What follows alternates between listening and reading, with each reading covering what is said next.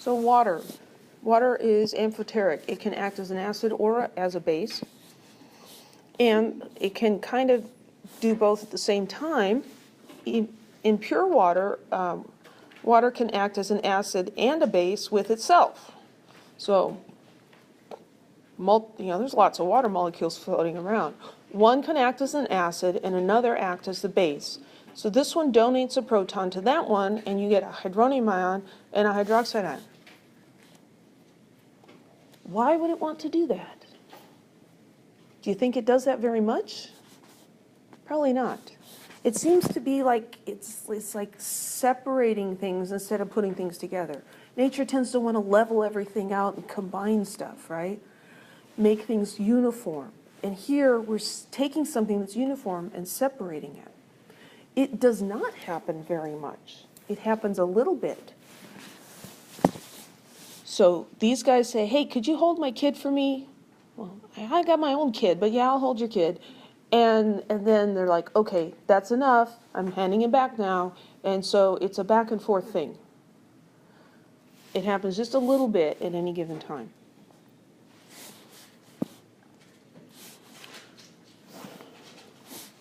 When this happens, necessarily you're going to have equal concentrations of hydronium and hydroxide, right? Because you have to have one water acting as an acid and one acting as a base. You'll always get one hydronium and one hydroxide ion.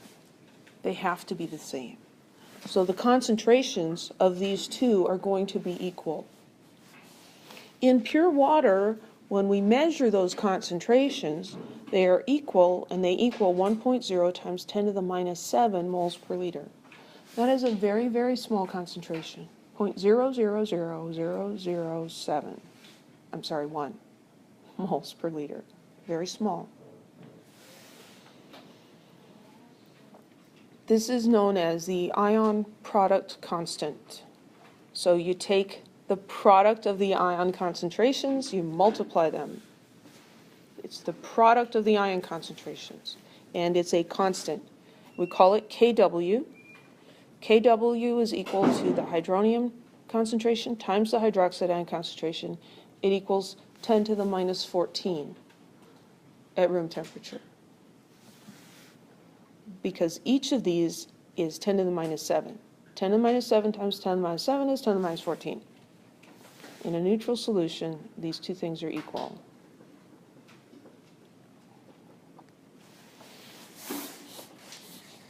So in neutral water, hydronium and hydroxide ion concentration are equal to each other. They're both 10 to the minus 7 molar. If we put some acid into that water, what does an acid do? It reacts with water and forms hydronium ions, right? So here, we're going to increase the amount of hydronium ion. Well, the water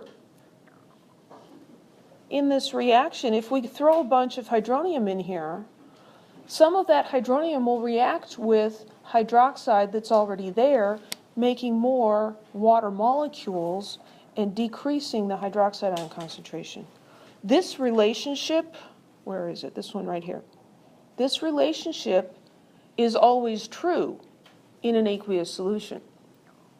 So if I add hydronium ions, then the hydroxide ion concentration has to go down in order for these two values to multiply and equal 10 to the minus 14.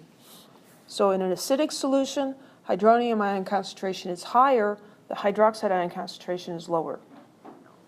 In a basic solution, the hydronium ion concentration is lower, the hydroxide is higher. But this relationship down here is always true.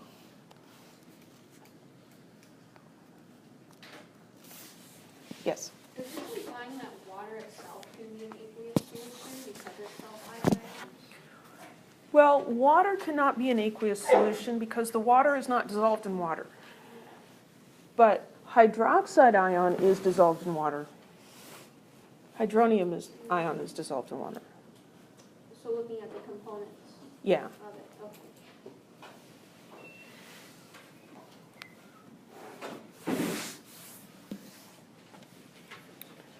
So hydroxide ion concentration and hydronium ion concentration, it's a little bit like throwing a rope.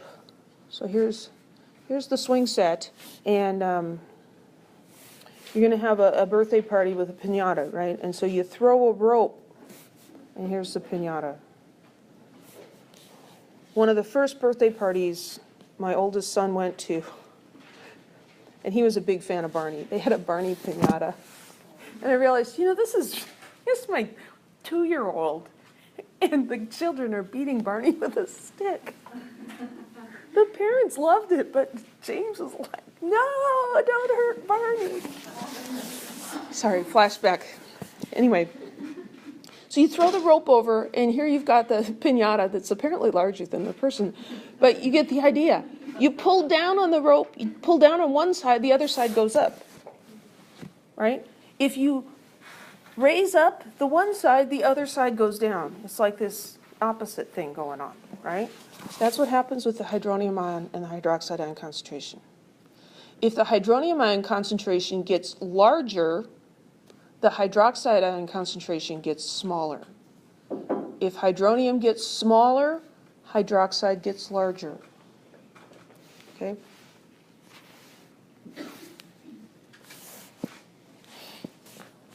So that is an equation that we can use to calculate the one concentration if we're given the other. So hydronium concentration times hydroxide ion concentration equals 1.0 times 10 to the minus 14.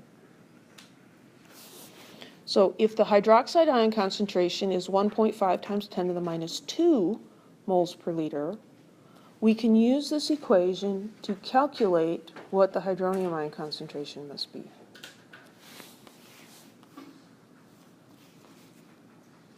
The hydronium ion concentration, rearranging that, is going to be 1 times 10 to the minus 14 divided by the hydroxide ion concentration.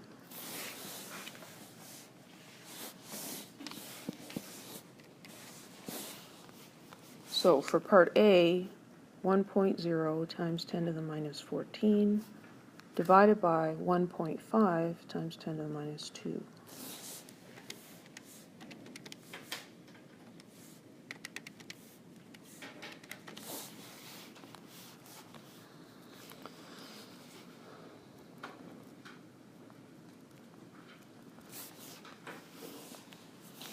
So 6.7 times 10 to the minus 13 molar.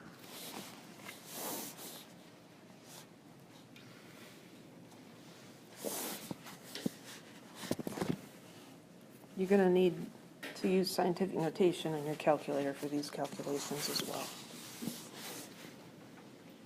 What about this one? Hydroxide ion concentration is 1 times 10 to the minus 7. Then the hydronium's the same. That's that magic sweet spot in the middle. It's just equal. That's what happens in pure water. I don't think how you say it, number one. So number one, I took this equation. Where'd you get that equation from? I got that equation from here. Yeah, but how do you know what to use all those, because there's 4. Well, these are just showing relationships. This is the equation that's always going to be true. That's why I drew a box around it earlier. So the hydronium ion concentration times the hydroxide ion concentration equals 1 times 10 to the minus 14. Because it does. It is. It just is. So if I want to know the hydronium ion concentration, I'm going to divide both sides by the hydroxide ion concentration. I'm going to get 1.0 times 10 to the minus 14 divided by the hydroxide ion concentration. The hydroxide ion concentration is this, so I'm going to plug that into the equation. I'm going to get that. So you divide it by itself and then multiply it by 11? I'm not sure. Multiply it by itself and divide it by 1.5. So I'm dividing both sides by OH minus. and those cancel out. Mhm. So that's my equation. And then I'm just going to put the number in for this. So I've got 10 to the minus 14th divided by this. Yes? Why, this might be a stupid question, why wouldn't they be added together, like in other equivalent relations? Because when you increase the concentration of one, a chemical reaction occurs that decreases the concentration of both of them. Unfortunately, this topic is in chapter 15, which just cements in my mind why I usually do chapter 15 before chapter 12.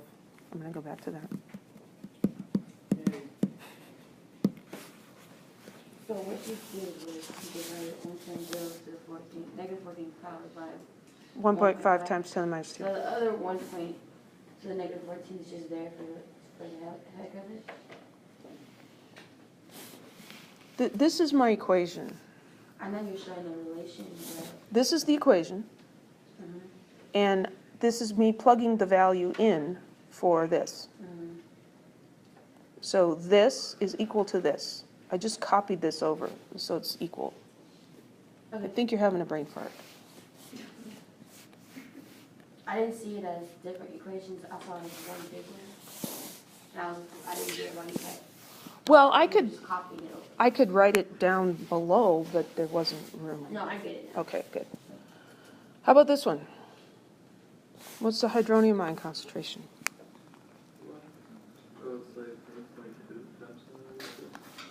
So we're gonna use this equation, right?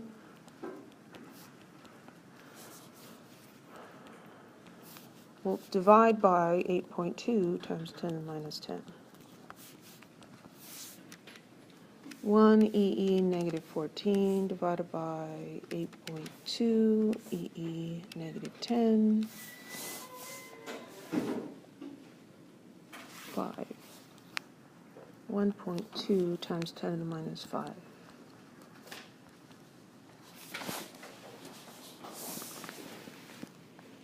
So in this bottom example, the hydroxide ion concentration is less than that of pure water. The hydronium ion concentration is more. I have a question. Yes? Do you memorize those, you have the, methylene 13 You should know that, yeah, you should memorize that. I'll be giving it to you on the 5th exam, but there's probably a couple of questions on the final exam, and they don't give you equations in the final exam. Oh, there's no equations? Not really any equations, no. There's some constants and a periodic table. Periodic? Yeah, Okay. yeah, you get a periodic table. You can't do chemistry without a periodic table. Why did, number 2 stay just, why was it equal to H2O? Interesting. Because, I mean, you can do the math. I just want to know how you knew that without doing that. Okay, how I knew that without doing the math? Because of this. In pure water, hydronium ion equals hydroxide ion equals 10 to the minus 7. Because 10 to the minus 7 is the square root of 10 to the minus 14.